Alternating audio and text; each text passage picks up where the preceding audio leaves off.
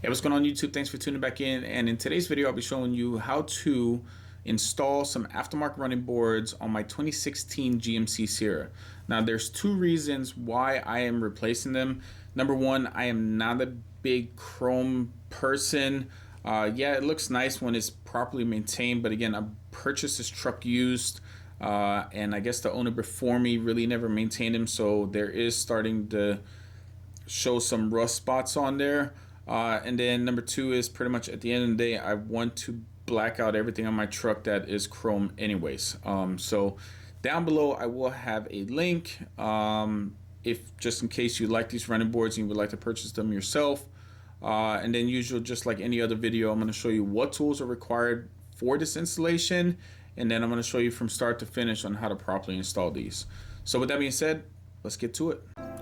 Tools required for this installation. To remove the old OEM boards, I needed a 13mm socket and a 13mm deep socket, as well as a ratchet or a impact driver. And then to install the new ones, I needed a 12mm socket, 12mm deep socket, 12mm wrench. First, you're going to have to remove the 6 13mm bolts as shown in the still images. Once those have been removed, that will then allow you to remove the running board from the brackets.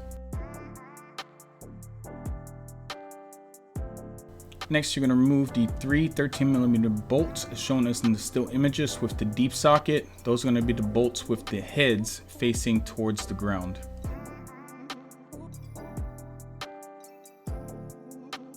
Last step to remove these 3 13mm bolts, I had to take off my deep socket and put on a regular socket to fit my impact in there. But again, these are the bolts that are facing inward towards the truck.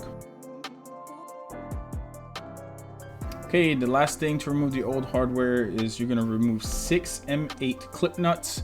You're going to have 2 in the front, 2 in the center, and then 2 in the rear. The running boards that I purchased, they do come with brand new ones.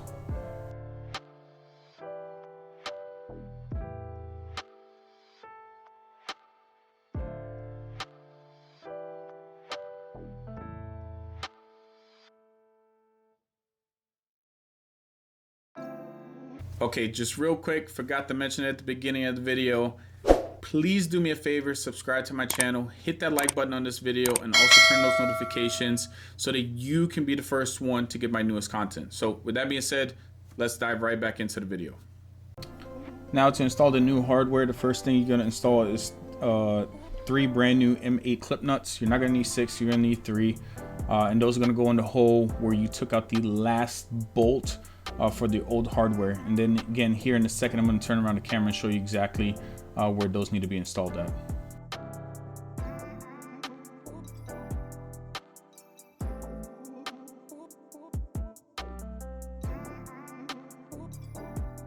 Next, you're going to attach the bracket to the inner rocker panel and secure it with the bolt and washer.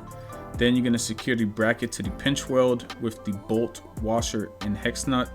Then you're going to repeat to install remaining brackets. Do not fully tighten them yet.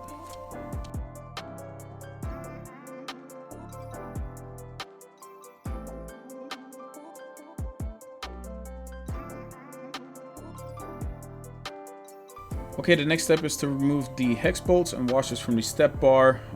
As you can see, I'm not doing that right away. What I am doing is sliding the mounting tracks to the proper precision or close to it. Once that's done, with the assistance, if needed, lift and attach the step bar to the brackets. Secure the step bar on the brackets with the bolts and washers, and then just repeat that with all 3 of the brackets. But again, do not fully tighten them. Just keep them hand tight because again, you're going to have to align or adjust this step bar.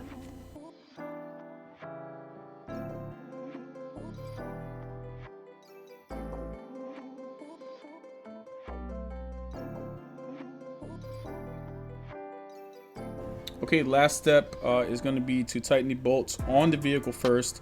What it calls for is 15 foot-pounds.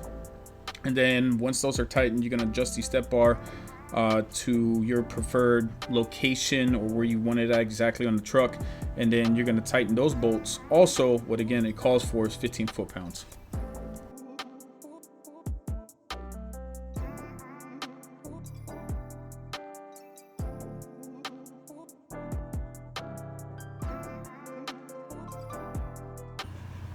All right, there we go. Just showed you how to install some running boards on my truck. Showed you what tools are required. Showed you from start to finish on how to properly install them.